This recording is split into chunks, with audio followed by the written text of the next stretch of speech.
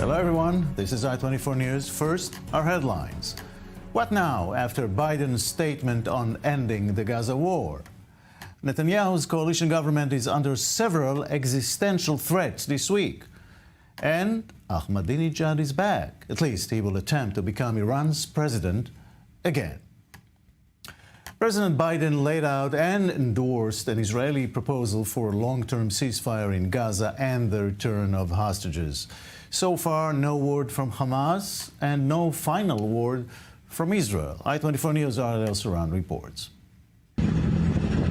Israel and Hamas are under growing pressure to agree to a deal to end the fighting in Gaza and release the hostages. The mediators, Egypt, Qatar, and the United States, issued on Saturday a joint statement urging the sides to agree to the deal as it provides a roadmap to end the war. The 4.5-page proposal, outlined by U.S. President Joe Biden on Friday and published by Saudi media, includes 3 phases of 42 days each. The first phase will see a ceasefire in place, the release of 33 hostages, including women, the elderly, and wounded, and the increase of aid entering the Strip. In exchange, the IDF will withdraw from populated areas in Gaza, and Israel will release hundreds of Palestinian security prisoners. Displaced Gazans will be permitted to return to their homes. This is truly a decisive moment. Israel has made their proposal. Hamas says it wants a ceasefire. This deal is an opportunity to prove whether they really mean it. Hamas needs to take the deal. For months, people all over the world have called for a ceasefire. Now it's time to raise your voices and demand that Hamas come to the table. Phase 2 of the deal, that sees Qatar, Egypt, the United States, and the United Nations as guarantors, will see the release of all remaining living hostages, but only after the sides agree to a permanent end of hostilities. Without that, the ceasefire could collapse. All remaining living hostages will be released in exchange for security prisoners, and the IDF will withdraw completely from Gaza. Phase 3 will see the exchange of all bodies and remains of hostages and security prisoners, along with the launch of a 3 to 5 year plan to reconstruct Gaza. It's time to begin this new stage. For the hostages to come home, for Israel to be secure, for the suffering to stop. It's time for this war to end, for the day after to begin. But there are still some sticking points to the agreement, including the sides needing to agree to each phase separately and no mechanisms in place to end Hamas's civil and military rule in Gaza. Hamas officials have voiced positivity in light of the proposal, but even if a deal is reached, nothing assures it will be implemented fully, thus casting much uncertainty over the talks. Here in the studio with me are former Israeli ambassador to Washington, Danny Ayalon, and Colonel Itamar Yaar, former deputy head of Israeli National Security Council. Ambassador Ayalon, what's behind Biden's decision to go public with this? Well, I'll start with a thing which is maybe less relevant, but, it's a very heightened political season in the United States. I wouldn't put it past that he came, the timing of coming out in a presidential way, in a leadership way, a day after his opponent, the candidate of the Republican Party, Trump, was convicted. So here, without saying anything, he shows the American public the difference between a leader, experienced statement, and a felon. But this is beside the point. From our point of view, I think what he was trying to do, to lock Netanyahu into what the proposal that Netanyahu approved a week ago, that he will not go against his own plan again like he has done before. Also, I believe that he's pushing Qatar and Egypt also to put the pressure on Hamas. And basically what we see here is that the American policy and vision has not changed. From day one, they wanted quiet. They wanted a ceasefire which would lead into at the end of the day, the change of the entire Middle East, through Saudi Arabia, of course, quiet with Hezbollah in the north. But I would say the first domino is the ceasefire. This is why he's pushing. I think also there is something to do with Israeli internal politics. I believe that Biden would love to see Eisenkot and Gantz stay in the government. And I think this is also a signal to them that basically if all their demands are met with this deal, maybe they should wait and not leave the government. Yeah, we'll talk about that later, but I want to ask you, Itamar, Netanyahu was surprised by Biden, and people in Israel are asking now, will Netanyahu endorse his own plan? How have we got there? First of all, I think it's a huge success, the fact that somebody took this plan and gave it the title of Netanyahu plan, because it was not the title in the beginning. And in this way, Netanyahu need to accept it or to explain why he doesn't accept his own plan. I believe that he will say yes, but. And it's good news, because until now, Netanyahu was very determined to say no to almost everything. And in this case, I think for the first time, he have said something already, and he will say, yes, but. Now, as it was mentioned earlier, there is no deal for now. There is some kind of a general idea about a deal, but each part of this element within the deal need to go through a very long process of going into the details. And as we know, the devil is in the details, not on the bigger picture. So we don't have yet a deal, but we have a positive, I would say, movement or general idea. And this is a positive act, something very important in days that most of the Israeli public feel very bad, because they wake up every morning and every morning they get only negative news. So there is some kind of hope. But everything is connected to everything, including what is happening in the north, what is happening in the West Bank, what is happening in Gaza, what is happening within the political arena in Israel. And we said until now nothing about the security element, because I think this is an important element as well. Because the military is saying again and again and again, we are doing our professional job. But in the end of the day, we need somebody that will take over the Gaza Strip, and until now, Netanyahu said nothing about that. And again, this is a crucial element.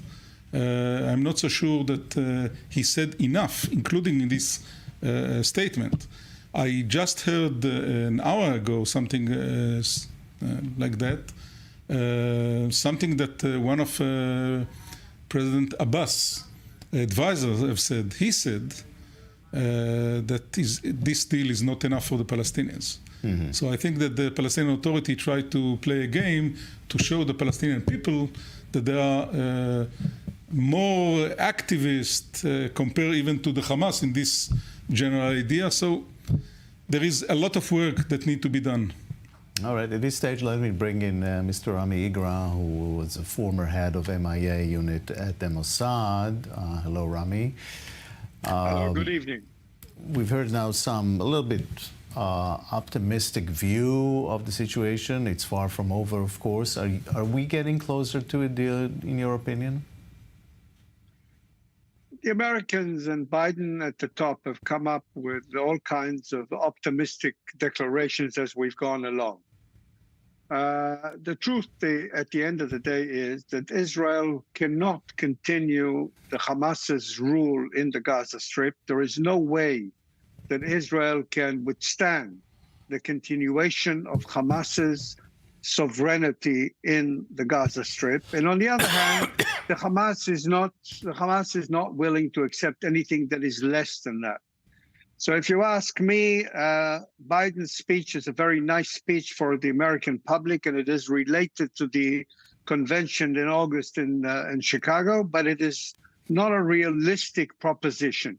What Israel has agreed to is the little mechanism that is in there. But at the end of this mechanism, and the Prime Minister's office has issued that statement yesterday, at the end of this mechanism, Israel will not accept the continuation of Hamas's and the jihad's sovereignty in the Gaza Strip. And this has a much bigger meaning in the region. If but there was nothing in Biden's statement saying that Hamas or jihad will stay in power in Gaza. Yes, it was. It was. One of the things that he said, which was, if you ask me, was completely fantastic. He said that he will guarantee Israel's commitment to the deal, and Qatar and Egypt will guarantee Hamas's commitment to the deal, which is completely fantastic. Hamas and Qatar are the same being at the end of the day. They are both jihad elements, and they're both looking at the end goal, which is the destruction of Israel and the creation of a Muslim state instead of Israel. Now, and I want to further the argument, which I've said this in the past in your show. The answer to all of this, is another sovereignty in the Gaza Strip. And it could be the Fatah, and it could be some amalgamation of Fatah, some kind of new PLO. At the end of the day, as long as Hamas is the sovereign in the Gaza Strip, there won't be a deal and there won't be peace. Israel will continue its military strife in order to eliminate the Hamas, and the Hamas will continue to rule, to supply the food, supply the police, supply the daily life in the Gaza Strip. Okay, Itamar, have you heard the same thing from Biden? In a sense, but I disagree with Mr. Igra in a very crucial point. What is needed, and this is what Netanyahu was asked by the mediators, by the Arab leaders, and by Biden, is to say, only to say, to start with, that it's clear that in the end of the day, those that will control Gaza are not the Israelis, and something like that you've already said. What he didn't say until now, he can say it, and it's part of the whole idea of Biden's speech, is that it's clear, it's obvious, including on what Mr. Igar just said, that in the end of the crisis, a Palestinian identity will control Gaza. Not Hamas, a Palestinian identity. Now, the Hamas can claim that it's enough for him.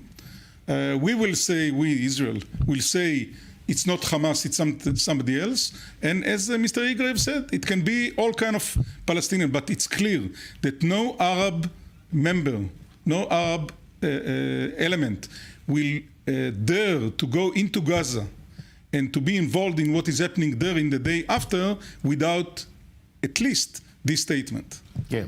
Danny? Yeah, Jacob, there is a way to bridge maybe about the two opinions of Mr. Igra and Colonel Yar, and that is when Biden speaks about Qatar guaranteeing Hamas complying with the deal, that could mean only when it relates to the hostages. They have to release the hostage. It doesn't speak about the day after. And I think here what we see as far as the mechanism of negotiations, we see actually that Biden takes a page from the book of Henry Kissinger, who talked about constructive ambiguity. There is no real clear answer about not the day after, by the way. Also, he didn't speak about a two-state solution. You know, he keeps it very, very vague so the two sides can see whatever they want to see it. Again, constructive ambiguity, just to have some traction to move ahead. Yeah, the problem might be, Rami Igra, that every side could see the negative things in this deal, and then there's not going to be any deal. But what's your reaction? Listen, constructive ambiguity is a very good diplomatic stage when you're speaking between states, between sovereign states. When you are talking to a Salafi jihadi organization, which is a religious organization and has a goal of the destruction of the Jewish state, and it's not a new goal, and it has reinstated its goal, and it said that 7th of October is the first stage of many 7th of October. When you are dealing with this kind of organization, there is no constructive ambiguity. What you're looking for is a clear-cut solution. The Hamas, if you ask me, will not agree to the deal. And Israel, forget really before we even speak about the political construction in Israel, which will not allow the deal, Israel as a majority will not agree to a deal where at the end of the day, on the other side of the border, we have Hamas, as we had on the 6th of October. We have gone over this with all our yearning for the return of the hostages, and all of us are committed to the return of the hostages. At the end of the day, we will not live with the continuation of Hamas and the movement in the Gaza Strip, and by the way, also in Judea and Samaria. And if you ask me, it's the same kind of problem in Jordan. So at the end of the day, I don't believe there will be a deal. I am continuing to be a pessimist on your show. Realist, I think. I think. No, up to now, it's a realist. Maybe now, alevai, we wish that I'm just a pessimist and things will change. But it is against Hamas's basic interest, unless Israel agrees to the continuation of its rule in the Gaza Strip. All right, Rami Igra, thank you very much. Thank you. Thank you and good evening. Good evening. Let's go to Cairo, and we want to talk about the Egyptian angle of everything with Hussein Kamel Haridi. And thank you very much for joining us again.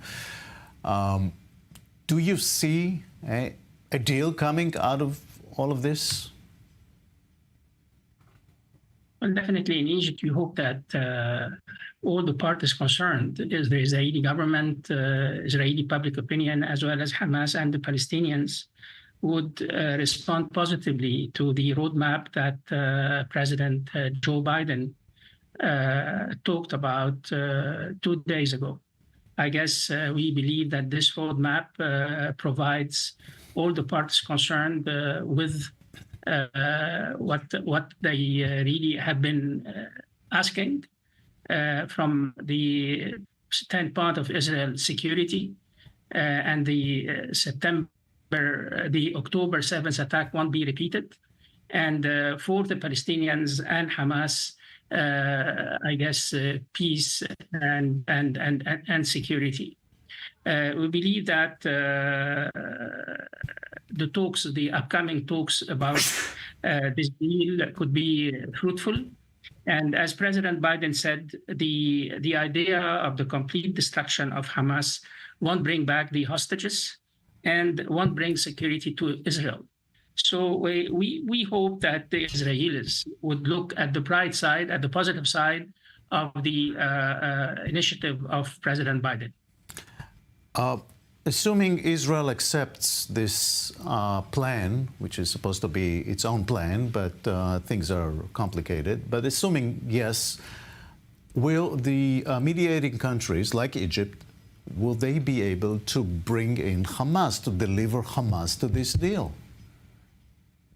Well, I guess Hamas released a statement yesterday saying that they look positively at the ideas that President Biden brought up in his remarks last Friday.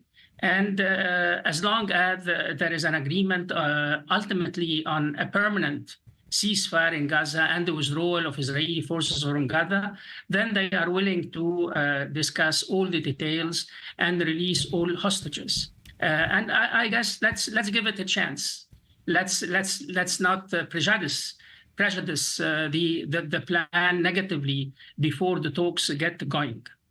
Let's give a chance. That's a good idea these days. I'd like to thank you very much, Hussein Kamel Kharidi in Cairo. Thank you very much. Thank you, sir. Let's talk a little bit about the Qatari angle. We want to do this with Dr. Nasir Al-Omari. Thank you very much for joining us again. Thank you for having me. I guess the same question about Qatar. Can they deliver Hamas to this deal after what we've heard from President Biden? Well, Qatar wants a deal, and the joint statement by Qatar and Egypt, and the same kind of statement from Qatar and the United Arab Emirates leaders welcomed President Biden's initiative. So they want to see an end to this. Qatar understands that Hamas has reached the limit of what it could accomplish. It has been defeated and dismantled, and they're fighting for survival. The Arab leaders want to see an end to this because this is just violence and death, and it's not going anywhere. And I think they want to put the pressure on the Netanyahu government. They came out and announced immediately that they are for this initiative. So I think they want to put the pressure on the Netanyahu government, and so that President Biden can have a clear picture of where everybody stands vis-a-vis his plan. If Netanyahu goes along with this deal as it is, that might even cost him his government. We're not there yet, but the extra mile needed from Hamas here, and I'm trying to ask this again, can Qatar and maybe even Egypt, can they deliver this? Because so far Hamas was very, very stubborn, did not budge an inch. Yeah, so I think the main thing for Hamas, and we have to distinguish between Hamas and, on the one hand, and Qatar and Egypt on the other hand. Hamas wants to survive. They want to survive. They believe that this extended roadmap will give them the opportunity to survive, albeit in a weakened state, but they're not going to be annihilated. And I think Qatar understands that need, that the natural need that Hamas has, which is to stay alive, basically, and to continue on. I think Qatar is putting a lot of pressure on Hamas, and they want them to accept this deal. And honestly, after the Rafah takeover by Israel, I think Hamas is looking at the abyss here. They have nowhere to go unless if they want to turn to a war of attrition against Israel. And again, they're not guaranteed to stay in power. So really, Hamas has been weakened. And this roadmap makes a lot of sense just because Hamas is weakened and it's really fighting to survive. All right. Dr. Nasir Al-Omari, thank you very much. Thank you for having me. There are now sirens in northern Israel, as it was most of the day. Residents of northern Israel have seen wars and shellings before from Lebanon, but nothing like what's happening in the past 8 months. Here's a look at today in their lives. איפה לידור? לידור פה?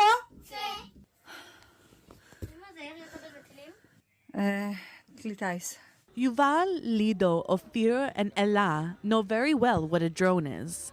They can tell the difference between an anti-tank missile explosion and IDF artillery fire. After 8 months of living in the shadow of a nameless war in the north of Israel, the life they lived before October has made a dramatic turn. I have nightmares because of sirens. When we go to Tel Aviv, I don't have bad dreams anymore. And when we come back, I have them again. Ophir is only 6 years old. He was born in Kfar Blum, a pastoral community in the Galilee. He spent several weeks in Tel Aviv, and there, in the big city, children have better dreams. For 3.5 months, I traveled all over the country. We've already lived in 5 different places, all with 4 children. Money-wise, it became too burdensome for us, so we decided to return home. Here is the kindergarten that has been closed for many months because it can't be secured, and it is considered the safest. As you can see, everything has remained as it was in the yard with all the toys outside. We asked residents of the north to document their daily lives with a camera in the towns of the Upper Galilee, near the Lebanese border, where rocket, missile, or suicide drone alerts sound several times a day. Good morning. You can hear the gunfire behind me. These are our forces. Over time, we've learned to differentiate between our shots and enemy shots. My parents were supposed to come here for Shabbat, but due to the situation, they won't be coming. Nadav lives in Kibbutz Sde Nehemiah, one of the most popular places in the region for young couples. Few still decide to stay there, although officially the community has not been evacuated. Here's the first siren of the day. It's in the surrounding farms. I want to say that if I seem so apathetic in this video, it's because we've gotten used to living in this abnormal situation. In theory, we should be living here in silence and calm, surrounded by nature. Now a siren has started blaring in the kibbutz while we were sitting outside. So we were minding our business, and suddenly, well, you can judge for yourself. One of the major difficulties for those who have chosen to stay in the north is that almost all civil services are currently closed. Supermarkets are only open for a few hours a day. I'm here in a huge supermarket in Kiryat Shmona. When the situation is good, there are some kinds of vegetables and fruits. But there are very few goods arriving, and we usually have to go to different stores to try and get what we want. Besides, everything closes at 4 p.m., so you have to run after work. But as you can see, entire shelves of food stores are empty. There's not much left to buy here. This is the state of a store that until recently was one of the best stocked, where you could find everything, until the war began. Alert, this is an alert. We have only a few seconds to take cover. We're rushing to the shelter. Fortunately, I know the way. There are really a lot of alerts today. It's not always like this. And yeah, it sounds again for the second time in less than a minute. It's impossible to go outside the basement. That's the way it is. We'll take a short break. We'll be right back.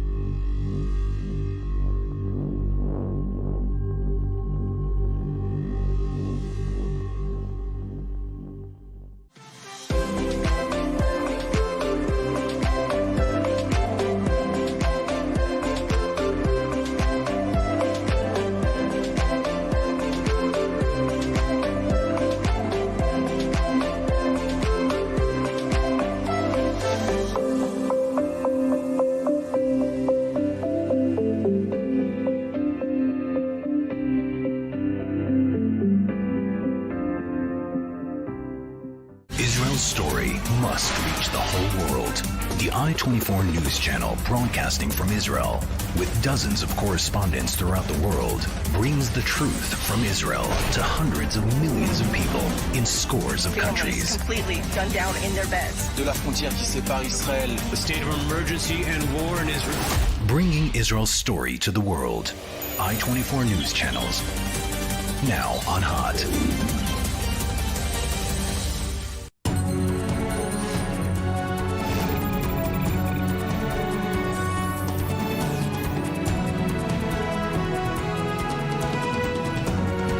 Welcome back. Israeli politics. The two extreme right parties in Netanyahu's government have already announced last night that they would leave the government if the deal goes through. Add to that a crisis with the religious parties and the senior partner, Gantz, who is supposed to break away from the coalition by the end of the week. I-24 News' Bianca Zanini reports.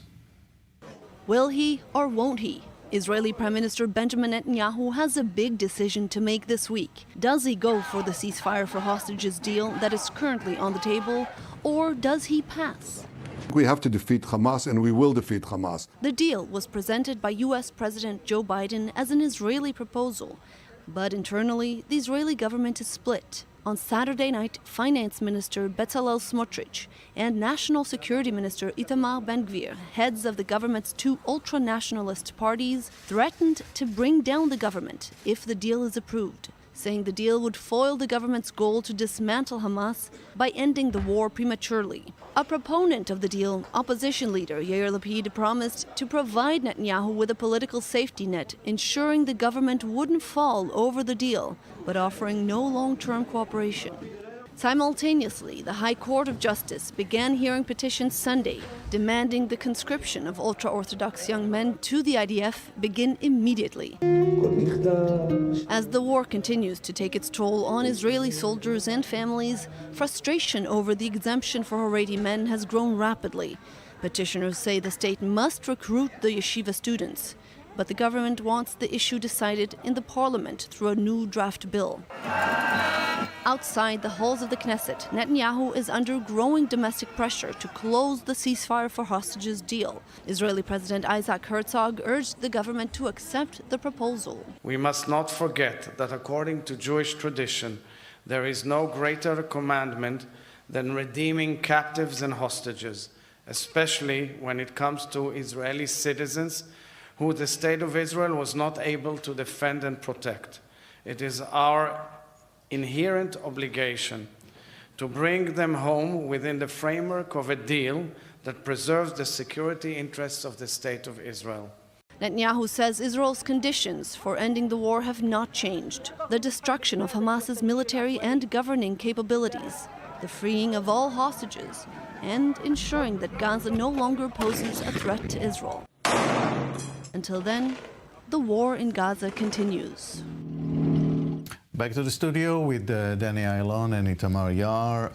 Ambassador Ayalon, it looks like a very, how to put it, dramatic moment for Israeli coalition government, especially this week. What's your estimation?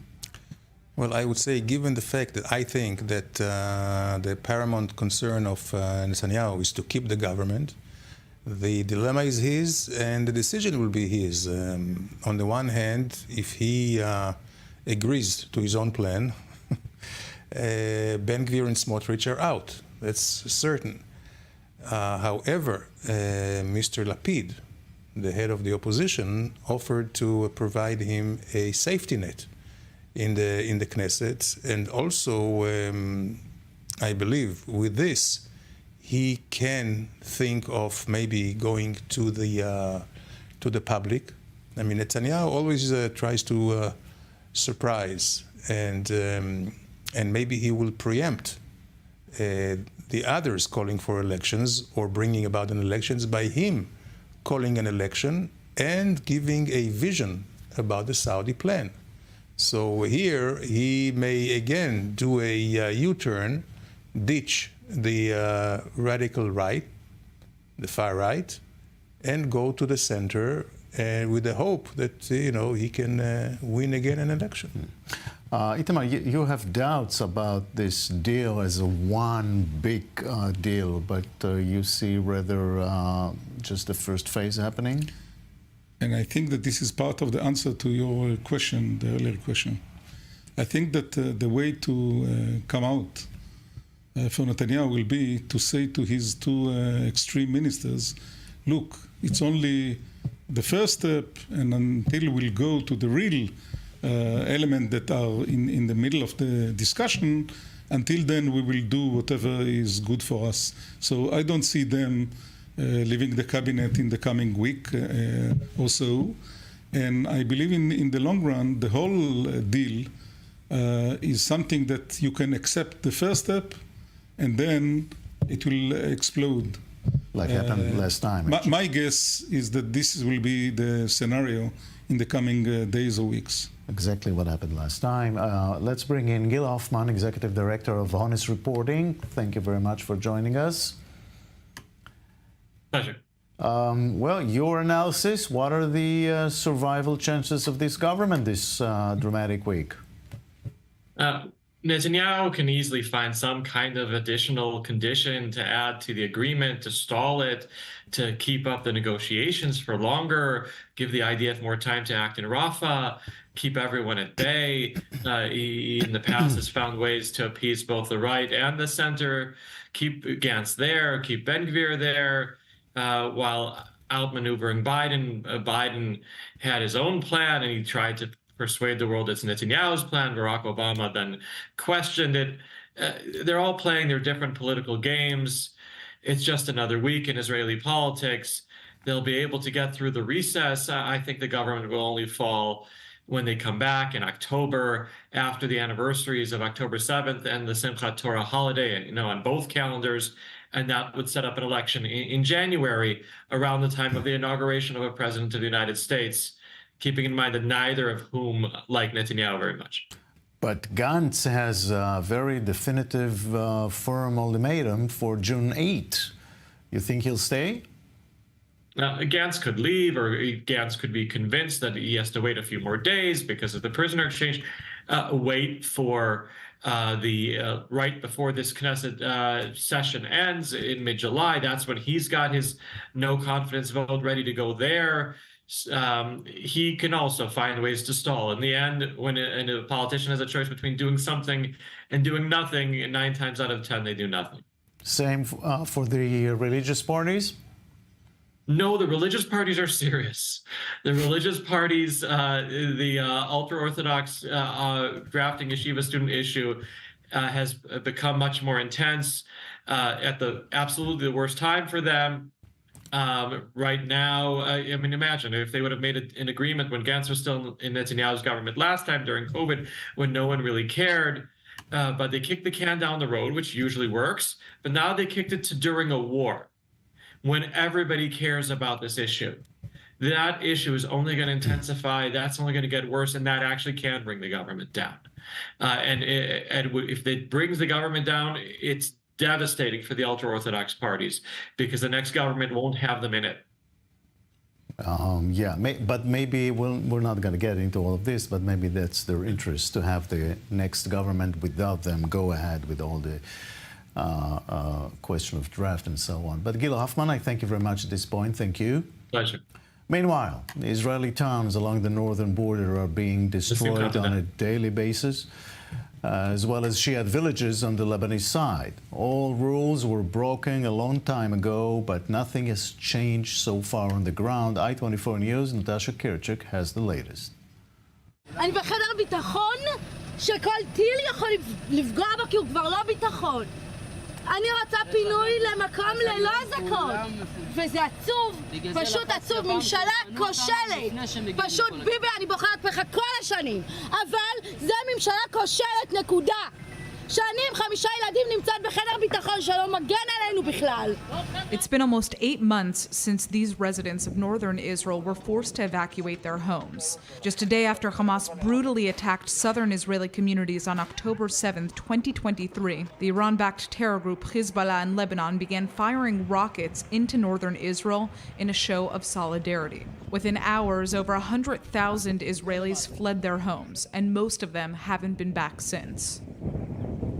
It's June 2nd of 2024, and rocket and drone alert sirens have been sounding on a near hourly basis in northern Israeli towns. Today, the IDF says it's uncovered at least 2 drones in open areas in the Golan Heights, following hostile aircraft intrusions from Lebanon. This comes after the Israeli military confirmed that it struck a Hezbollah building in the Bekaa Valley overnight, which is deep in Lebanon, over 100 kilometers from Israel's border. Hezbollah is encouraged by Iran to escalate the situation. And the idea that Hezbollah sets in each day a higher threshold of the kinetic equation between Hezbollah and Israel is something that cannot be tolerated anymore. This tit-for-tat fire does not seem to be letting up. The month of May has seen the highest intensity of Hezbollah attacks against Israel since October of 2023, with 325 attacks carried out by the terror group, an average of 10 attacks per day. Over the weekend, an Israeli military UAV was shot down by Hezbollah over southern Lebanon on Saturday, just hours after the terror group launched rockets with heavy warheads at an army base near the northern Israeli city of Kiryat Shmona. In recent months, Hezbollah has shot down 4 IDF drones, a worrying show of strength for the terror group. For displaced Israelis from the north, the reality of returning home seems farther away than ever, and there's growing anger with the Israeli government. The situation is difficult. It's difficult for us out of town. They should decide an agreement or war to allow residents back already. So far, 10 civilians have been killed by the ongoing rocket attacks from Lebanon, along with 14 IDF soldiers and reservists. Hezbollah says 326 of its members have been killed by Israel. So what happens next? Hezbollah says it won't stop attacking Israel until there's a ceasefire in Gaza with Hamas. Well, now there are reports that U.S. mediator Amos Hochstein is preparing a multi-phase deal between Lebanon and Israel that could be implemented after Israel and Hamas reach a truce.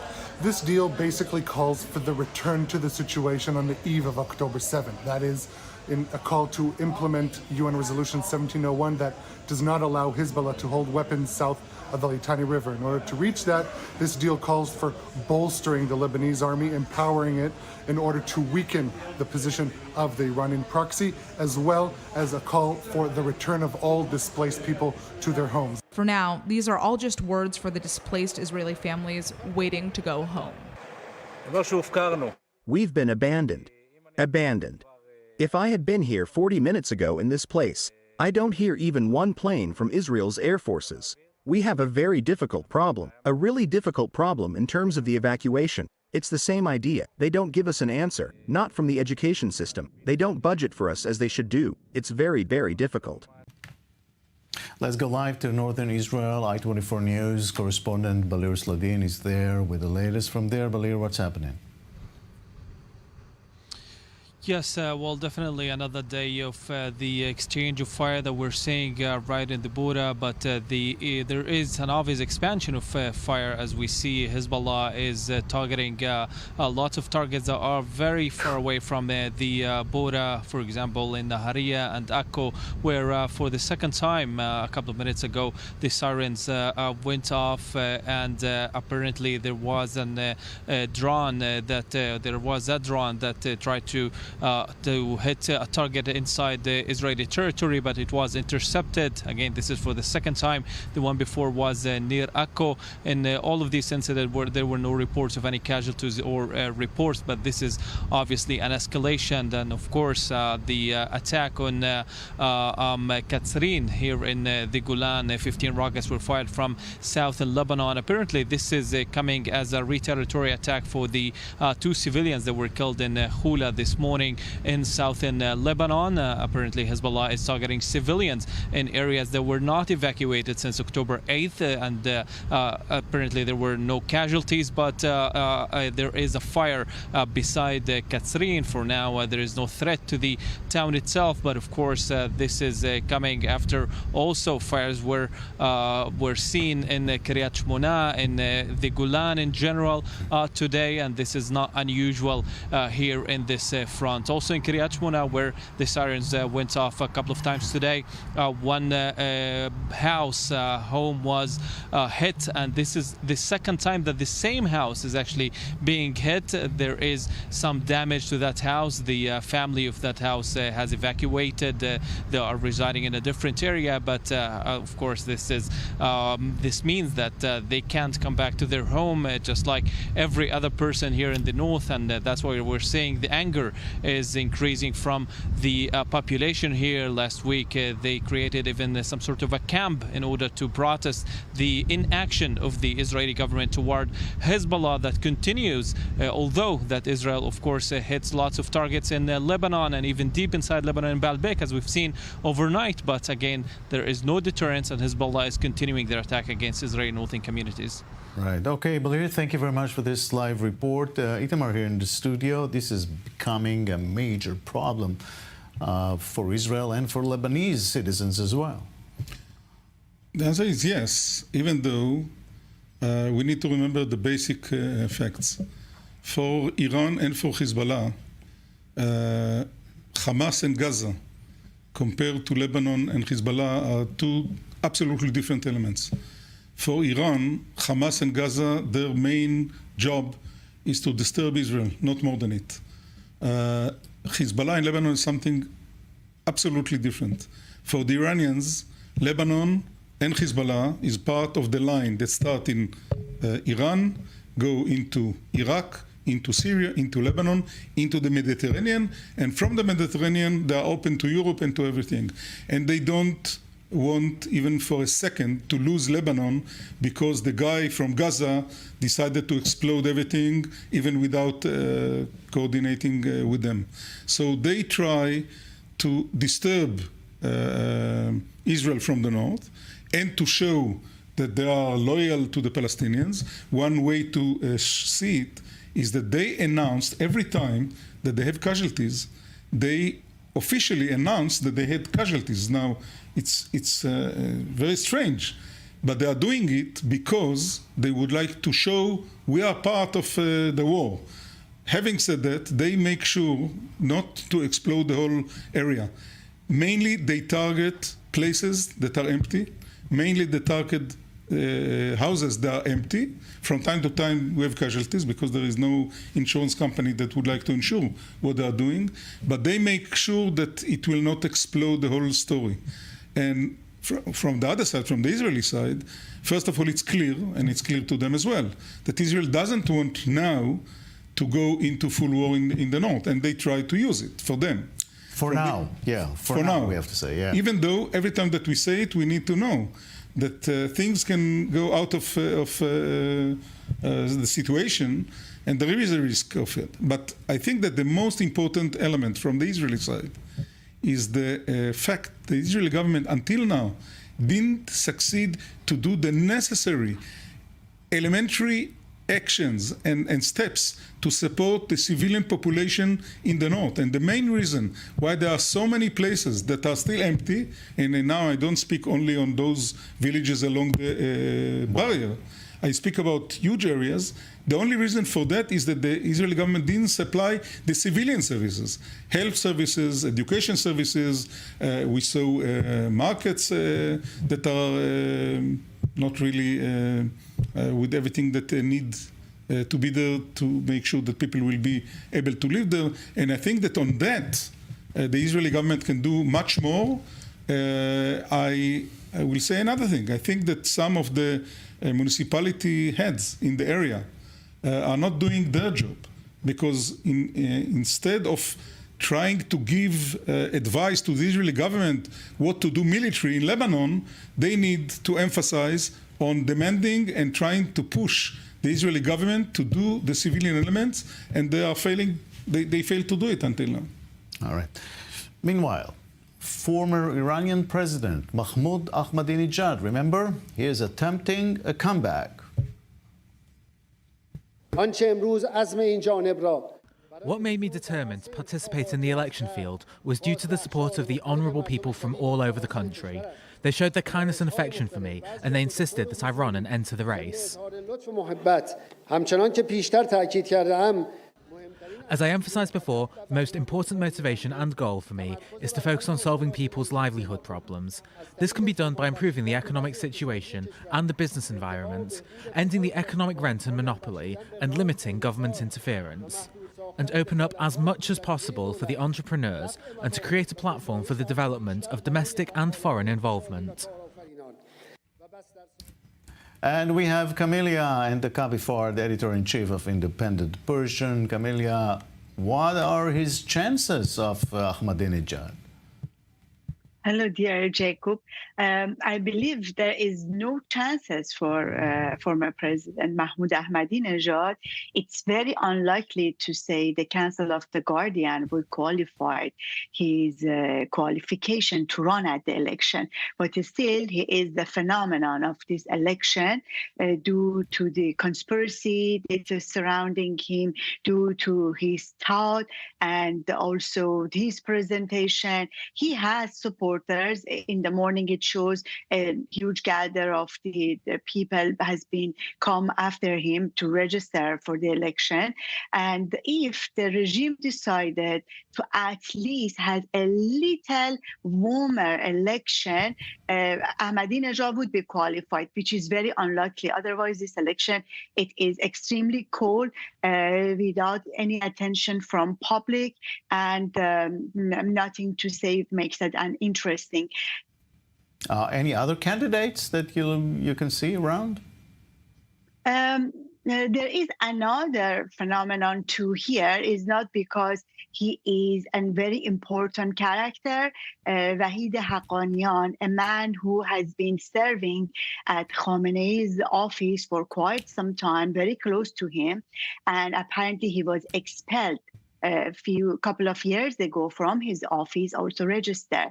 It is not so clear with what aim he has been registering. Once we know he is not any longer welcome at Khamenei's household, and we understand definitely, or we could say very likely, his also qualification would be disqualified by the Council of the Guardian. But it's interesting to say what is that internal behind, what kind of competition is going on at the household of Khamenei to make this man become on the spotlight. The rest of the candidates are nothing to say special about them. It looked like all of them are coming from the same waves and the same pattern of the Islamic Republic, more or less. So we'll see more of the same. Camelia, thank you very much. Thank you. Thank you. Kuwait's Emir has nominated a crown prince. So let's talk with our man in Dubai, 24 News, Bastien Bari. Bastien, what can you tell us about the crown prince? Well, it means that this never-ending political deadlock that we've been covering on I-24 for the last few months and even the last few years, between, on the one hand, the executive power and on the other hand, the legislative power, is coming to an end, and it is resolved by giving more power to the government and the executive power, because this new crown prince, Khaled al-Sabah, was used to serve as the prime minister for a few years, and he had to resign because the MPs from the opposition were questioning him a lot about corruption, and he had to resign because of that, because in Kuwait the parliament has much more power than is the case in other Gulf countries. So let's hope that the political deadlock in Kuwait is coming to an end right now, because it's generating misery and some downfall in the economy. All right, a word about UAE and China ties. They seem to get closer. Yes, in terms of defense, both countries present this event as the start of a new era in their defense relations, with increased visits between both militaries, mutual participation in training and exhibitions, the sale of attack planes, etc. However, in reality, this has been going on for years now, and quite secretly. For instance, China has been suspected of for a while now of building a military base here. A few years ago, satellite images, drones, and American spies in the UAE had already shown that the Khalifa port, which is about halfway between Dubai and Abu Dhabi, showed signs of suspicious activities. Suspicious not because these activities were illegal, but because they were undeclared and hidden under tarps and sheds in a container terminal operated by a Chinese company. Of course, neither the UAE nor China publicly admitted that the Chinese military base was under construction. But Joe Biden picked up the phone to call his counterpart, Mohammed bin Zayed, telling him that this was unthinkable given the close ties between the UAE and the United States. And the Emiratis just claim that they are not aware that Beijing is building a base on their soil, a base that could become the second Chinese military outpost in the region, along with Djibouti. All right, Bastian, thank you very much for that. Let's go live to New York, Fifth Avenue in New York City. It's the annual Salute to Israel parade, and we've just lost the feed. Well, that happens too these days. I want to ask you, just before we leave, Ambassador Dani Ayalon here, what happens if things go out of the American plan as Biden introduced it on Friday? Are we going to go towards another crisis? Probably. I think it's a last-ditch effort of Biden to do it now, to hope to get some kind of achievements for him. And if nothing goes through, then I believe the Security Council will have to deal with this, and then the American veto will not be certain, or it will come with a price. So there will be an immense pressure, political pressure, on Israel, because by withholding a veto, Israel can go really into a slippery slope with the international community all the way up to sanctions. Itamar, we have like 30 seconds. I have no idea what will happen. I believe that the Americans, in the end of the day, they will come to a point that they will have to decide, they will veto it. But as was said here, there will be a price for it. And let's hope that we'll not reach this point. I thank you very much, both of you. This would be it for now, but stay tuned for more news with Kalev Ben David here on I-24 News. Have a good night from Tel Aviv.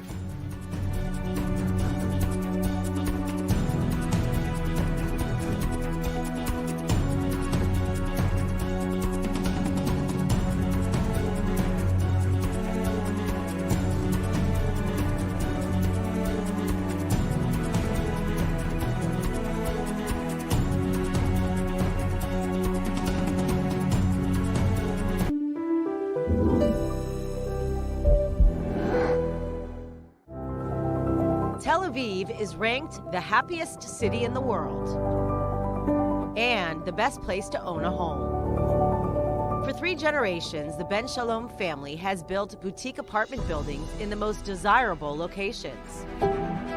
From restoration in historical locales to homes along Park HaYarkon, Ben Shalom is a one-stop shop from start to finish and friends for life.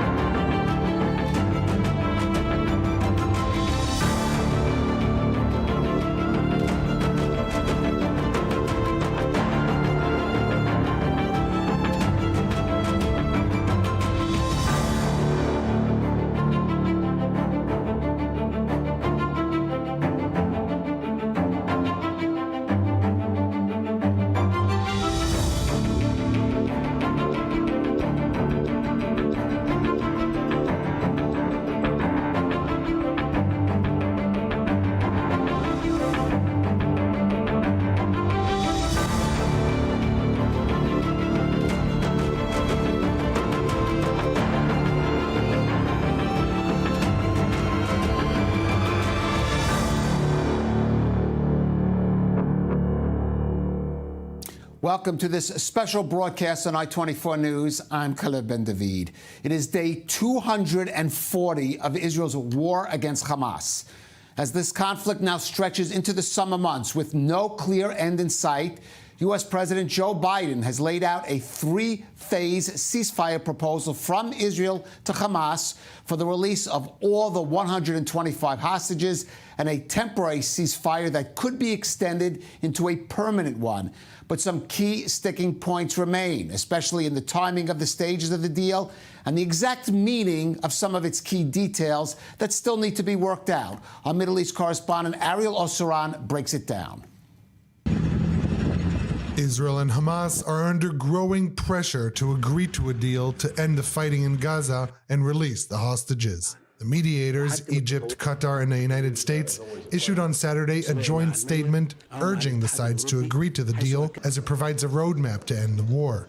The 4.5-page proposal, outlined by U.S. President Joe Biden on Friday and published by Saudi media, includes 3 phases of 42 days each. The first phase will see a ceasefire in place, the release of 33 hostages, including women, the elderly, and wounded, and the increase of aid entering the Strip.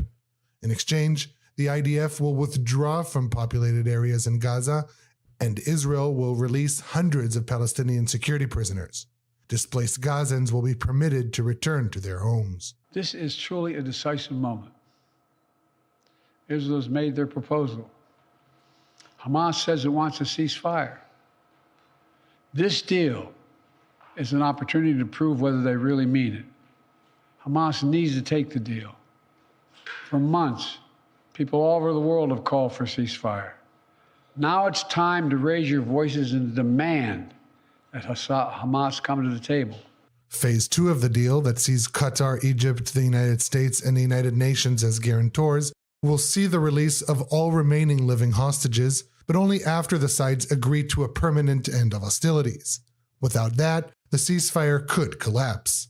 All remaining living hostages will be released in exchange for security prisoners, and the IDF will withdraw completely from Gaza.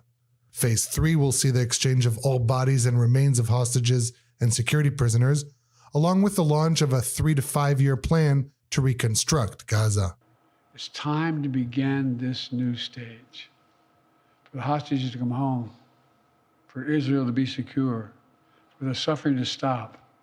It's time for this war to end,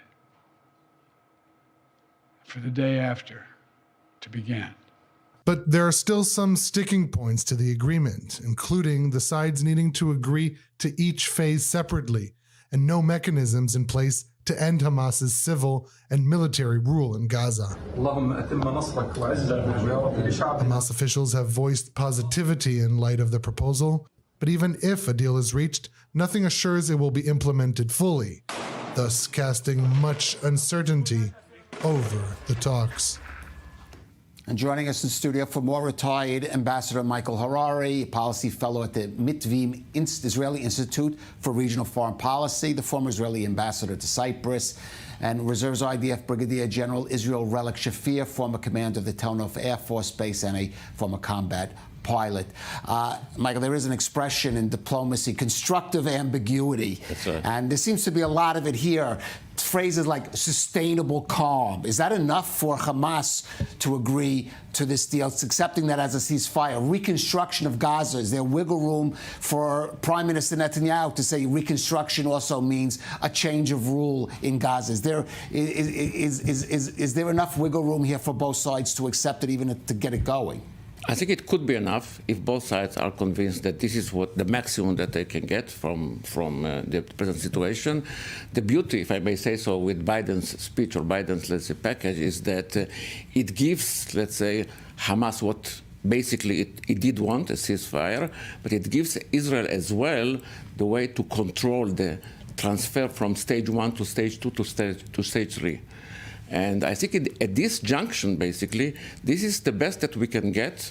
And both sides, I suppose, are able, let's say, to say yes, pending the way that they interpret it. All right, there'll be some political difficulties for Netanyahu. Yes, we'll get to that in a minute. But Relic, from the security standpoint, President Biden has said Israel can accept that because it's degraded Hamas to the point where it's no longer a threat to carry out another October 7th attack. There are some in Israel that dispute that. On the security side, is this a good deal for Israel? Let's go back 50 years ago and remember the then Kissinger, who said, let them bleed, if you recall, because Israel had shown some intransigence, and he was bold enough to bend our arms so that we would eventually agree to a ceasefire with the Egyptians. So I think in this particular case, the let them bleed part is actually in the north, because Israel is in a position where there's a lot of internal pressure from different sides to do something in the north to stop the Hezbollah. But as far as being able to garner support from Western allies to go for such an offensive, and it's going to hurt Israel, this government doesn't seem to be enthusiastic about doing this. Finishing the war in Gaza, going into a more peaceful phase, so to speak, will allow for some pacifying diplomacy in the north and getting things straight again. So the pressures in Israel are such that it needs that plan. It needs a little bit of arm bending, as the ultra-right are going to put pressure on Netanyahu. So he needs support from whoever he can get, and some of that with leverage, strong leverage that will be applied on Israel and obviously on Hamas. So there is a good chance that both sides have bled to such a level where they're ready for the next phase. All right. Well, as you mentioned, yes. I think it's very much important that the rationale of the American, let's imagine, that this ceasefire of stage 1 is extremely important. Once stop fire in Gaza, there's going to be ceasefire immediately, I suppose, in the north. Right. And then to return to a war, it's not as easy as it seems. So the phase 1 is extremely important. All right, and as we said, Israel, since they're controlling it, if it doesn't work out, the war will have to go on in some form or another. Now, as we mentioned, though, there are some real political challenges to Prime Minister Netanyahu to accepting this deal. In fact, he's facing a challenging week ahead that could determine, of course, both the Gaza war and the future of his government. He's got Ministers in his cabinet threatening to topple the coalition, as we said, domestic and international pressure for Israel to accept this ceasefire for hostage deal, and also a high court case on draft exemptions for the country's ultra-Orthodox in the middle of wartime. Our senior correspondent Bianca Zanini takes a close look at the hurdles ahead for Netanyahu and the odds that he'll be able to surmount them. Will he or won't he? Israeli Prime Minister Benjamin Netanyahu has a big decision to make this week. Does he go for the ceasefire for hostages deal that is currently on the table, or does he pass? We have to defeat Hamas, and we will defeat Hamas. The deal was presented by U.S. President Joe Biden as an Israeli proposal, but internally, the Israeli government is split. On Saturday night, Finance Minister Bezalel Smotrich and National Security Minister Itamar Ben-Gvir, heads of the government's two ultra-nationalist parties, threatened to bring down the government if the deal is approved, saying the deal would foil the government's goal to dismantle Hamas by ending the war prematurely. A proponent of the deal, opposition leader Yair Lapid promised to provide Netanyahu with a political safety net, ensuring the government wouldn't fall over the deal, but offering no long-term cooperation. Simultaneously, the High Court of Justice began hearing petitions Sunday, demanding the conscription of ultra-Orthodox young men to the IDF begin immediately. As the war continues to take its toll on Israeli soldiers and families, frustration over the exemption for Haredi men has grown rapidly. Petitioners say the state must recruit the yeshiva students, but the government wants the issue decided in the parliament through a new draft bill. Outside the halls of the Knesset, Netanyahu is under growing domestic pressure to close the ceasefire for hostages deal. Israeli President Isaac Herzog urged the government to accept the proposal. We must not forget that according to Jewish tradition, there is no greater commandment than redeeming captives and hostages, especially when it comes to Israeli citizens who the State of Israel was not able to defend and protect. It is our inherent obligation to bring them home within the framework of a deal that preserves the security interests of the State of Israel. Netanyahu says Israel's conditions for ending the war have not changed. The destruction of Hamas's military and governing capabilities, the freeing of all hostages, and ensuring that Gaza no longer poses a threat to Israel. Until then, the war in Gaza continues. Gentlemen, we'll leave the issue of the ultra-Orthodox to later in the program, but for Prime Minister Netanyahu, he's running some real political risks. For example, if he accepts this deal, and it goes against the instincts, his political instincts of last several years, which is to hold on to a government that's based firmly on the right. This may force even a temporary safety net by Lapid may mean he has to go to elections in the autumn, where his chances are daunting. It goes against everything that he's been, again, his political philosophy of the last several years. Is it likely that he would take that chance? It does. You are absolutely right. But let me add one more element, one more angle, the Saudi angle. It was not mentioned in Biden's speech. Good point. Okay, but I suppose it's quite clear that if ceasefire takes place, something will move on the Israeli, Saudi, American, let's say, triangle. And this something is extremely important strategically, politically, but it is very much important for the Prime Minister domestically as well. Because he could say that's an achievement. Absolutely. I created this this new alliance with Saudi Arabia, this new anti-Iran alliance. But again, given what we've seen in the polls, will that be enough for him to feel confident going to an election? Well, take into consideration today's Gallant sentence about replacing Hamas with an alternative in Gaza, without naming the actual alternative, whether be it strong families in Gaza or the Palestinian Authority. This is the first time that anybody has brought up a name rather than just some magical or imaginary counterpart. So by naming actual Arab Muslim alternative to Hamas, he's actually, I would say it might be a kind of a balloon to test the waters of how the reaction within the right to that kind of information. I wouldn't take it out of context that the Prime Minister had asked him to put that forward in order to start and getting. And that would ready need some kind of Saudi backing at the very least, yes. which would have part of that whole package. Okay, yes. well, this is what people have talked about, sort of a grand bargain for the day after. Now, with Prime Minister Netanyahu facing so many challenges at home, he may relish the opportunity for a trip to Washington, D.C.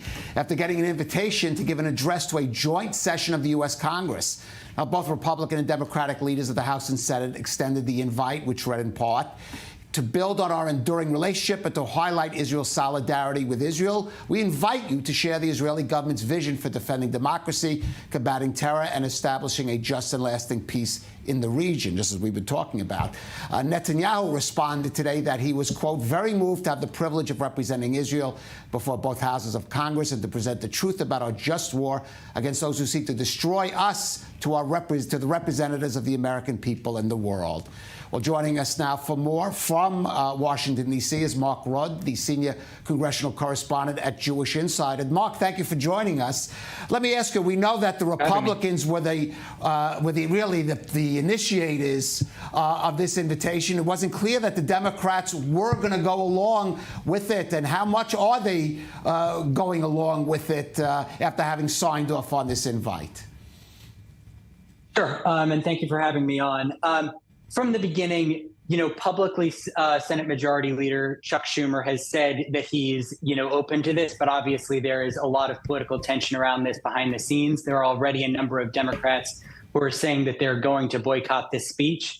So certainly it is a controversial prospect among Democrats in Washington, but there are certainly a lot who say they want to hear from the Prime Minister, especially about the prospects for a ceasefire for the path forward. I believe the House Minority Leader, Hakeem Jeffries, made some comments to that effect this morning. Right. Now, of course, the Prime Minister has, I think this would be the fourth time he'll have addressed joint sessions of Congress. Some of them, though, have been quite controversial. Most famously, his when he spoke against the Iran nuclear treaty in 2015, we knew the Obama White House wasn't happy about that. What about the Biden White House, the prospect of Prime Minister Netanyahu? I guess to some degree, it's the contingent on how he responds to the ceasefire offer. So the White House has not, as far as I've seen, publicly weighed in about this invitation yet. But there's been reporting that they were in touch with Senate Majority Leader Schumer's office and that he was coordinating with them. There has been no announcement, though, about whether Netanyahu is going to get an invite to the White House or to meet with Biden while he's here. And obviously, as I'm sure you all are very aware, even before the war began, the Prime Minister had not gotten an invite to the White House, which he wanted. The White House was holding off on that prospect. All right. And, of course, we've seen all the protests that have been since October 7th. I could just imagine Prime Minister Netanyahu is going to Washington, speaking before the Congress. That's going to be a flashpoint, I guess, between both those who are have been leading these anti-Israel demonstrators and maybe galvanize some in the Jewish community trying to counter that. Sure. I mean, I think it's inevitable that we're going to see protests in Washington while he's here. I think also something to watch is going to be the extent to which this is boycotted by Democrats. Obviously, there were dozens of Democrats who boycotted his speech in 2015, the last time he addressed Congress. There are already Democrats who are saying they're going to boycott. There are some who are also floating the possibility of some sort of protest inside the chamber while he's speaking. It's not clear if that's going to happen, but we saw something like that by a few Democratic lawmakers during President Biden's State of the Union address a few months ago. And also, each lawmaker gets a handful of invitations for members of the public to attend the speeches by foreign leaders. And so it's not beyond the possibility that some lawmakers will invite people who will have the intent of disrupting the speech. We, again, saw something similar to that with members of the public interrupting the president's State of the Union speech a few months ago. Yeah, and I think we can pretty much guess who those members of Congress are likely to be. Mark Rudd of the Jewish Insider covering Congress. Thank you so much for joining us on I-24 News. Thank you again. And again, gentlemen, I just want to tie this to what we've been talking about, because this could be an opportunity. Either it be a defiant speech for Netanyahu against the White House as it was in the with the Iran agreement in 2015, or maybe part of this new strategy that you've been sort of outlining here? I think this invitation is very much important for the Prime Minister. This is what he did want, and especially if it comes from both parties. And I think this is as well part of Biden's package, if I may say so. Yes, so it would include an invitation to the White House, something which the Prime Minister hasn't gotten since, of course. I do not see a situation where Prime Minister Netanyahu in Washington giving a speech to the House of the Congress and not being invited to the White House. Yes. All right. Yes, brother. A couple of things. I think President Biden has his own tactics, how to show Netanyahu his displeasure, even if he invites him to the White House, by waiting for him inside the White House rather than accepting him from the outside. And one more thing, if Netanyahu does not accept the deal by the time of the speech, I wouldn't be surprised if there's an alternative gathering supporting Israel's hostage families and being attended by quite a few notable Democrats in parallel to Netanyahu's speech, just to put pressure on Netanyahu. So it's not a clear win situation for Netanyahu if he goes, because there are a lot of alternatives to his travel or winning travel. So okay, and also we know there's going to be these protests. There will be some kind of disruption. Maybe anti-Israeli, that would help him. Right. But if there are pro-Israeli alternatives at the same time somewhere else in Washington, that would take away, and maybe a split screen, that would really hurt Netanyahu. Right, so that's, I'm sure he's taking that into consideration.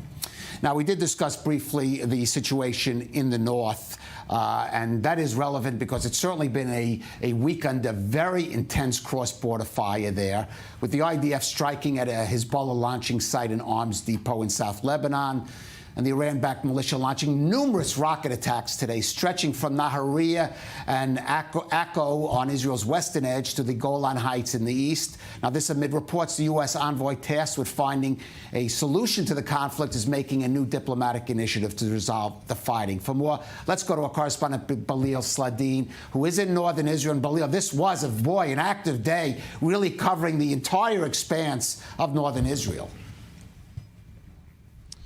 Yes, exactly. Just an update from the last couple of minutes. A fire actually broke out in Nahariya, or beside Nahariya, in Akhziv specifically, apparently because of the interceptor that intercepted a drone there for the third time today. And this is the third day in a row that we hear sirens in Nahariya and Akko.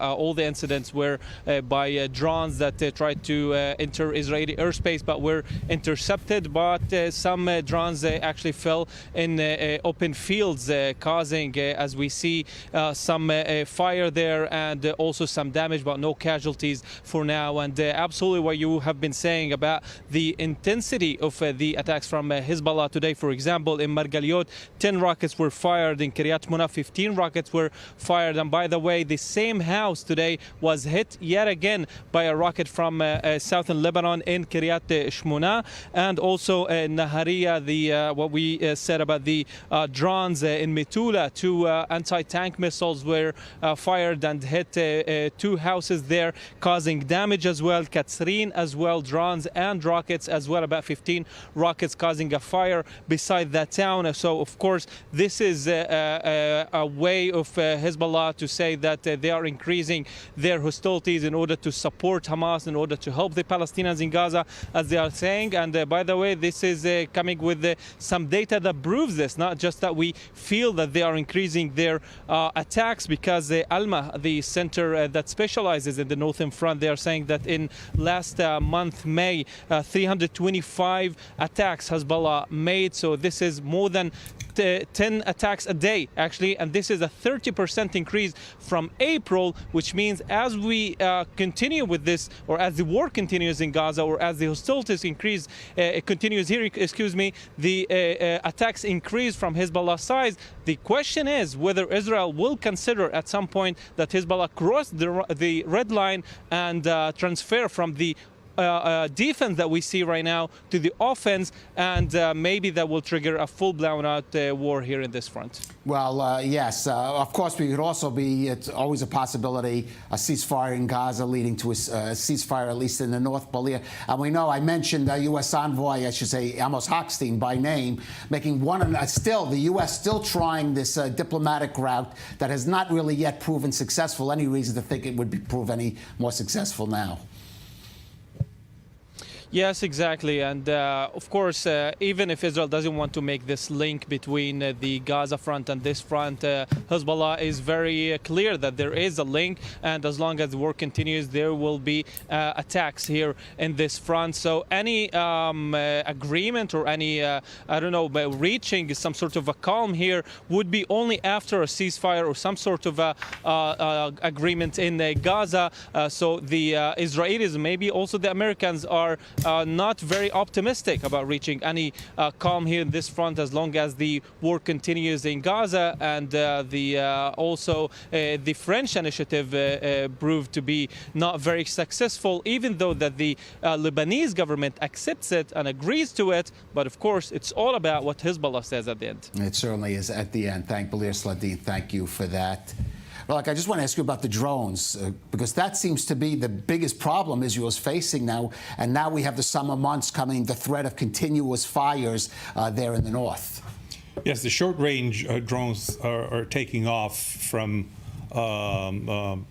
places where you can't really say what's going to happen. It's just a truck, a small truck, carrying the drone, stopping for a minute, firing it off, and off it goes. And it's very difficult to intercept. And when you do intercept it, the debris that falls from the interceptor may fall on houses and in areas where it creates a fire. So this is part of the terror, so to speak, that takes place in the north. It doesn't really have a very strong tactical effect, right, but more psychological. Remember that we attack Lebanon a lot harder than they are attacking us. All right, well, we'll have to go out for a break now, but Ambassador Michael Rari, Relic Shafir, stay with us. We'll be back in just a few minutes.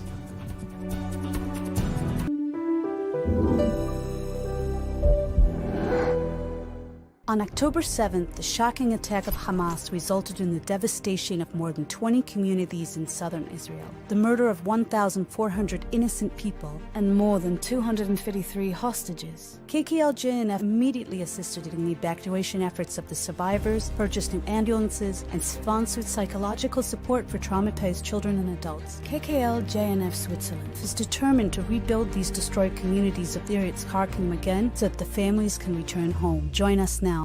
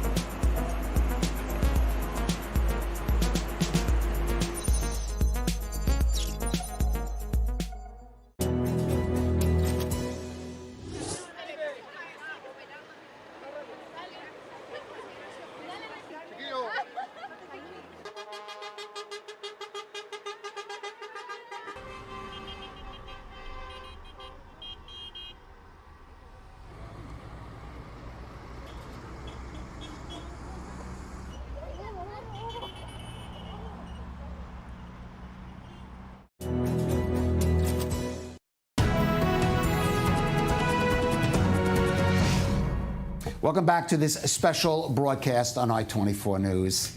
Now, following President Biden's appeal on Friday to both Israel and Hamas to accept a hostage release in return for a ceasefire agreement, protesters took to the streets of Tel Aviv and other locales last night in what were reportedly unprecedented numbers, urging the Netanyahu government to move forward towards a deal.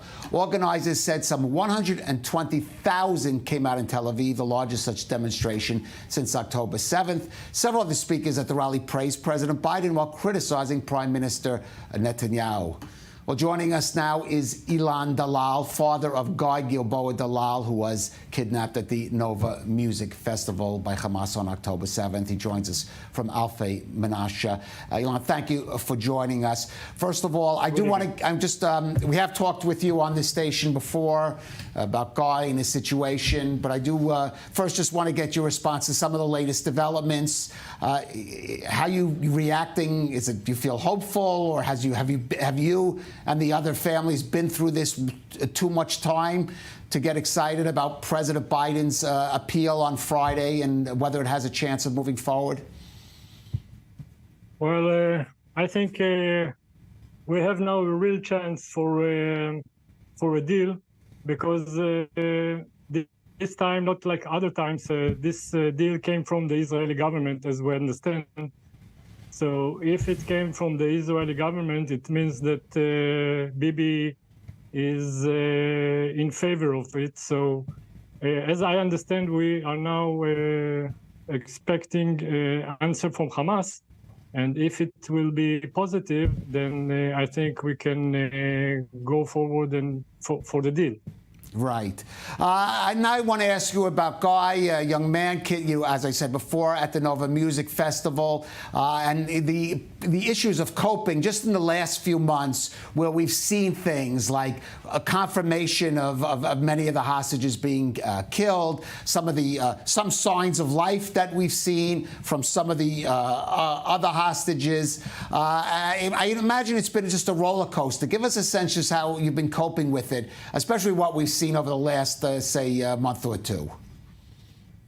Well, our last sign of life was from the day he was abducted, from October 7, where we seen some videos released by Hamas when we saw Guy and some other hostages in a dark room in Gaza. They look okay. They are not hurt. They were walking on their own feet, and they were not wounded. So I guess I want to believe that this is still the way. We heard in the past few weeks some videos and sign of life from other hostages. My son was not one of them.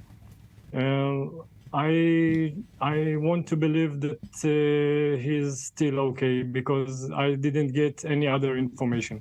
And now, Ilan, as you said before, we haven't heard from Prime Minister Netanyahu definitely confirming or affirming this deal, but there was indications, as you said. But as you know, there's going to be some fierce debate within the government itself, and maybe also in the street, maybe even among some of the families who in some ways are not happy with the way, the terms of it, however they can be interpreted, even though this deal would include a potentially release of all the hostages. What is your message to them on this day, on the eve of what possibly could be a deal, but is certainly going to carry with it a very big debate within Israel? Well, I believe that most of the families are in favor of this deal. Most of the families want to see their kids at home. I think that if the Prime Minister of Israel gave this kind of deal that consists of ending of the war, then he knows some things that we don't know. Of course, that there are some parties of his government that are not happy with this deal. So I think this is exactly the time where the opposition needs to come into the situation and give the Prime Minister a security net, so he will be sure that his government his administration is not going to fall because of the deal. And if they do so, I think there will be a deal eventually. All right, Ilan Dalal, as always, we most of all wish the safe return of Guy. along with all the other hostages in Gaza to their families. Ilan Dalal, thank you for joining us on I-24 News. Thank you very much. Thank you. Staying with the war on Hamas, the IDF today said it has begun to operate in the Yavna camp in the Gaza area, this part located in the central part of the city adjacent to the border with Egypt. Now, troops of the Givati Brigade killed several terror operatives and located military infrastructure during recent operations. The IDF troops said the IDF also saying troops located many weapons, including anti-aircraft machine guns. Also today, as we mentioned, Defense Minister Yoav Gallant says Israel is working on finding a replacement for Hamas's rule, vowing the war will not end until the terror group is dismantled. Let's take a listen. Our troops are determined. They're destroying the lines connecting Gaza to Egypt and putting an end to Hamas. The terrorist organization will not have the ability to overcome, strengthen and equip itself. When we conduct our important military actions, the defense establishment is simultaneously assessing a governing alternative to Hamas. We will isolate areas in Gaza, remove Hamas operatives from these areas, and introduce forces that would enable an alternative government to form, an alternative that threatens Hamas. And still with us, retired Ambassador Michael Harari from the Mitvim Institute and Brigadier General in the Reserves, Relic Shafir. And that's what you were referencing to earlier, Relic. And yes, it does seem as if there is a significance there. It's like there is a change in tone and going along with a lot of what we're seeing, for example, even down in Rafah.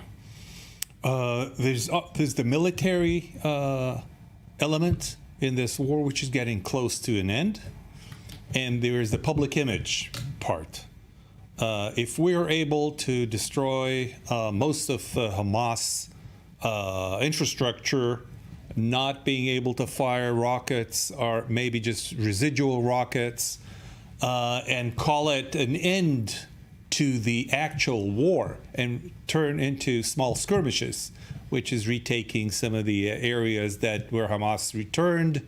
So it will start a new phase, and we just call it a new phase, whatever does take place. Then there's more latitude diplomatically to move to other parts or be more flexible on other parts, as long as we can call it a victory. So as well as the military part, then we should be very careful not to annoy the Egyptians. Well, let me go to Michael on that. Let me go to the diplomat on that, because Egypt, by the way, that's one of the conditions of this deal, that Egypt will also lift its blockade. People forget that. They've also blockaded the southern part of Gaza. They're doing it right now. And Israel and Egyptian and U.S. mediators are going to meet on trying to open the Rafah crossing. But Egypt has to be a big part of all this. Absolutely, yes. But pay attention to the fact that for the time being, even there are some kind of criticizing voices from Cairo, Egypt does give Israel the room of maneuver to operate militarily. Because it benefits Egyptian interest. I think what Gallant said about the alternative, even without naming what kind of alternative, is very much important. This is what the international community is waiting to hear from Israel.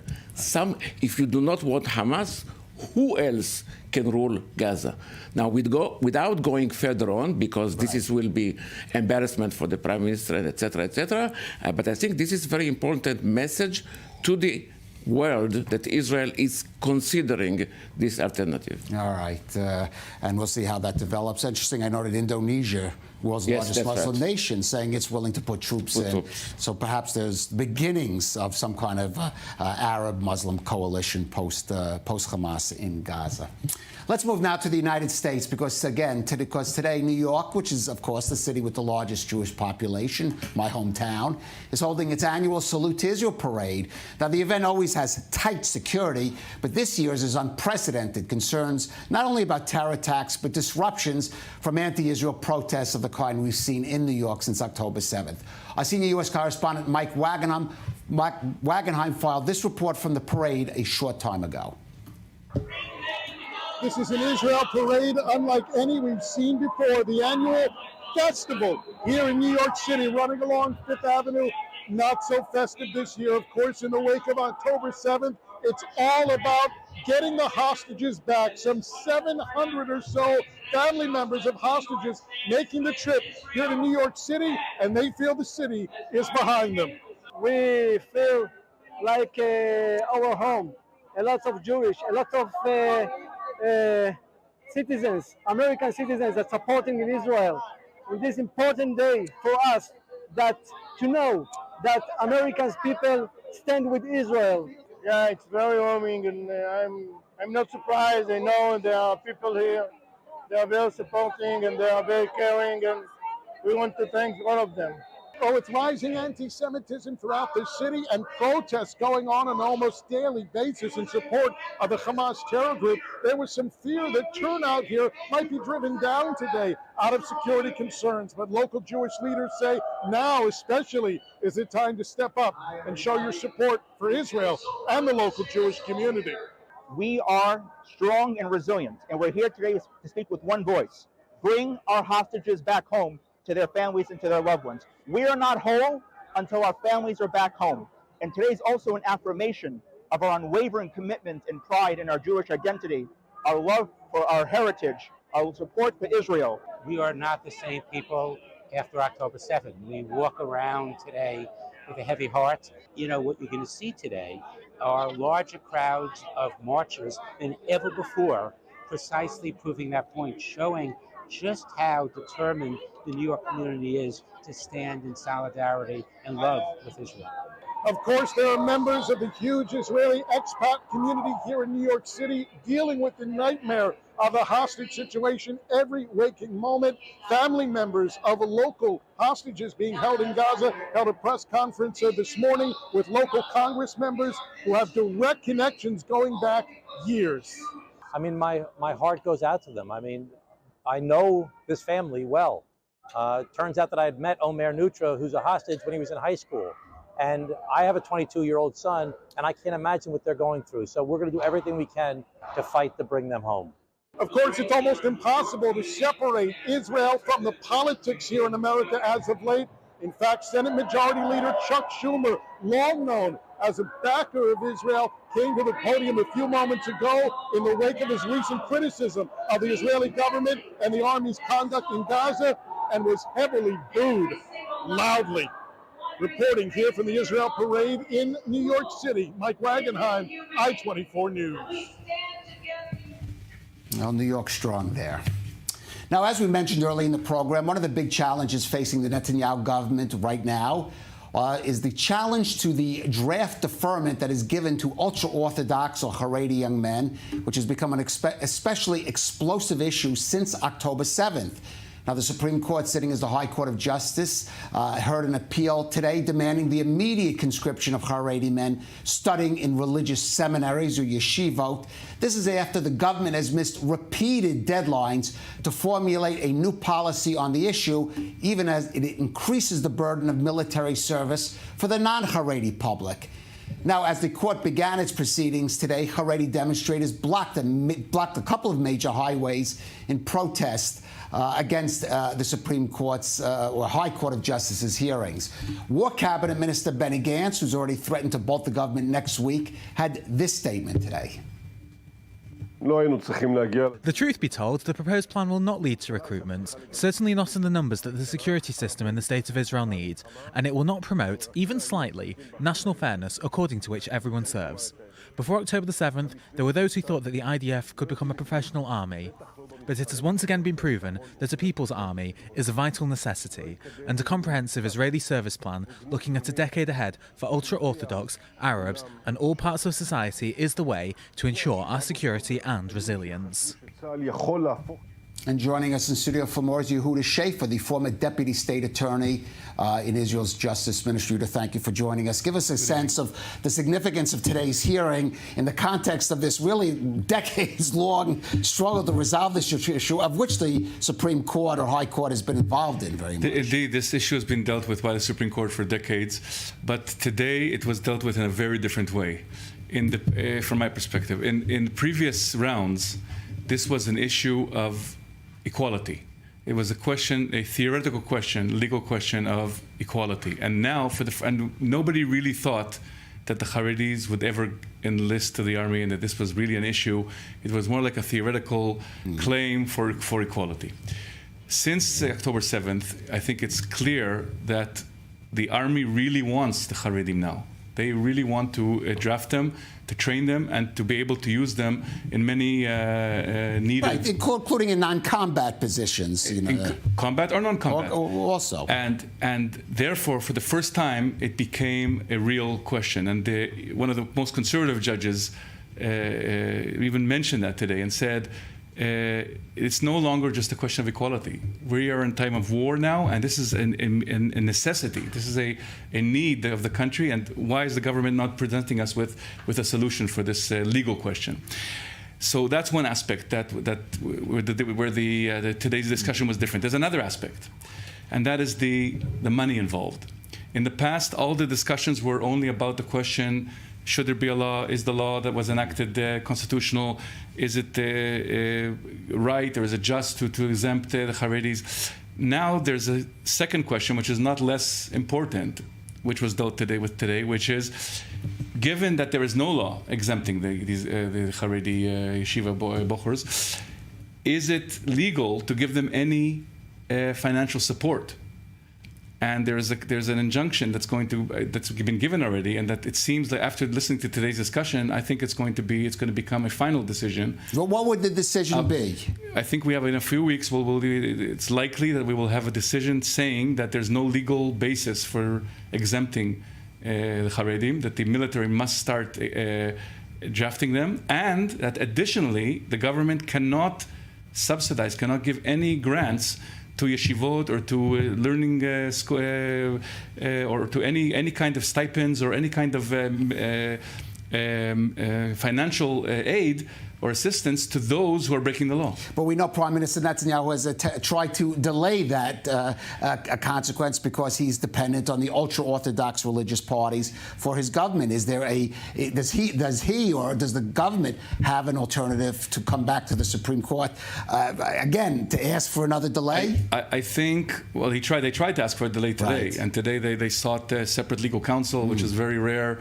They didn't let the Attorney General represent them. They came because the Attorney General did not want to. Because it's not legal with what's happening. So in any case, my feeling is, and this is not as a legal expert, but more as political commentary for what it's worth, my opinion is that I think the religious leaders, the rabbis, will now see the shift in the church, because all the judges, conservative and liberal, on both sides of the bench of the court, all were very firm in saying there is no law that exempts the Haredim from going to the army now, and there's no way of allowing that to continue without a law, and there's no way to allow the funding of that. Listening to this, maybe they will come up with a more pragmatic solution, because otherwise they will end up in a few weeks or months without any money funding their institutions. And I think if they really care about Torah studies and caring about these institutions, there could easily be reached a compromise where the best students, a few hundred or whatever, like in Ben-Gurion's time, the best of the Torah students, of the Talmud students, scholars can continue, will be granted a special permit to continue studying. But most of the Haredim, who today, in any case, aren't really learning full-time or already half-working unofficially, all those should be enlisting and should be... I just have to take issue, or there are those who would take issue with saying this is a compromise that could be easily reached, since we know there are elements in the ultra-Orthodox community. Well, I'm not talking about the very extreme ones. I'm talking about those in the government. The Haredi elements in the government, I think, until today's decision, until today's discussion in court, didn't think that this was something that could be real.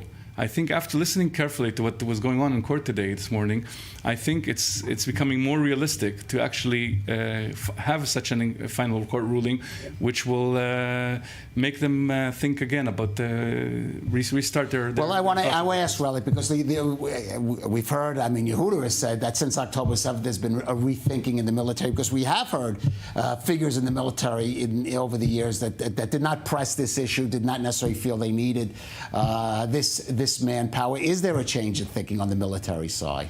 I think it's not just a change, it's a change in the whole scenario of how we understand where we are and where we're going and what are the challenges in the future. And this rift between the Haredi community and the rest of the Israeli community has played in a very weak position of the government, where the public does not trust the government. And the mistrust is not just general, it's directed also to that particular point where the Haredi community does not seem, at least most of the part of it, does not seem to be sympathetic to the war that's going on, to the fallen, to the bereaved families, to the hostages, etc., etc. So they seem to be on a different planet. So everybody understands you're not going to force people into the military. But if you call them up and they refuse to draft, they become deserters. As deserters, they're sanctioned on so many levels. Housing, going out of the state, having a driver's license, the different elements that will put pressure on the personal pressure on the people who are refusing to draft. And that will put a lot of pressure on the Haredi community. They will probably try to raise money in the United States, where they're successful every now and then, but they'll have a hard time, and politically, Netanyahu will have a difficult time maneuvering around this. Well, I just want to know, yes, Michael. Add to it that the fact that IDF said that it is willing, let's say, to enlist immediately 3,000 Haredim. Right. And Noam Solberg said this morning in the discussion that he was surprised that the number is too small. That's right, yes, absolutely. So the pressure, let's say, to practicality, as you said, Yuda, is increasing. I think there's a difference between the Haredi people and the Haredi leadership, yes. Right. The rabbis and the leadership obviously want to keep this structure, this infrastructure of which gives them political power. I'm not sure that in the popular level, the Haredi themselves, especially among the younger people. The younger people, I think that we saw in after October 7th, we saw a sentiment of wanting to help, wanting to join the Israeli experience, wanting to join the defense of the country, and I think that this might be a historical day today, which might crack and split between the Haredi leadership, the old leadership, and the new young generation, which might be willing to accept a compromise. I'll just end the note that the Haredim have shown capability to adjust historically, once being anti-Zionist, becoming more Zionist. Maybe this is one of these inflection turning points for the society. Yehuda Schaefer, Ambassador Michael Harari, General Relic Shafir, thank you for joining us on this edition on I-24 News. Before we go, though, a couple of other items. Let's first take note of the passing today of David Levy, the former Israeli foreign minister and holder of many other senior cabinet posts, who has died at 86. The Moroccan-born Levy, who immigrated to Israel at age 20, was the first Mizrahi Jew, meaning of Middle Eastern origin, to break into the very top ranks of Israeli politics, as first a longtime member of Likud, and later, after contending unsuccessfully against Benjamin Netanyahu for the party's leadership, as one of the heads of the centrist Gesher faction. Levy was awarded the Israel Prize in 2018 as, quote, one of the creators of the melting pot of Israeli society, a warrior of social justice for the weaker classes. May his memory be a blessing. Now, Israel's security situation since October 7th, we've been discussing, has in general not been good for local businesses, but concerns over communicating in emergency situations has led to the consumer revival of one particular product that many people thought was a thing of the past. More on this report from Sapir Levy and Jody Notelovitz. I never thought I would ever purchase something like this again. I would always go to the store and these phones would look so old, so obsolete. People in Israel thought they got rid of it at the turn of the century, but now the house phone is making a comeback in Israeli homes. Due to the security situation and the fear of an emergency scenario in which cell phones will not work, many are returning to installing a landline telephone device at home. We used to have, over the course of 1 month, 10, 12 12, 15 requests, something like that. Now we get that many requests in just one day. There has been a dramatic increase in requests for landline phone installations, an average weekly increase of 364% just in the city of Haifa, which has experienced rocket attacks from Lebanon, and where Mayor Yona Yahav has called on residents to install landline phones in their homes. And in the rest of Israel, the number of requests has risen to 168%. I have consulted with communication experts who tell me that landline phones may provide 10 hours more service than cell phones. 10 hours that are essential in a city like Haifa. In terms like this, there is no choice. We need to prepare. I went out and purchased a landline house phone that guarantees me that if there is an emergency situation, I can speak with my family. It will provide me with peace of mind. If you're wondering what that tent is that is sitting in the middle of Shai Greenberg's living room, it is a portable emergency toilet. He is representative of many Israelis who are preparing themselves for all scenarios. Because in these frightening days, what can provide a sense of security are some products that many thought they would never need again. But not everyone is so concerned, including those who are selling house phones. So, do you have a landline phone in your home? Me? In my house? Nah. I also got rid of my landlines, and maybe I should be thinking about bringing them back. That ends this program for today. Of course, you continue to follow us on our social media platforms and our website.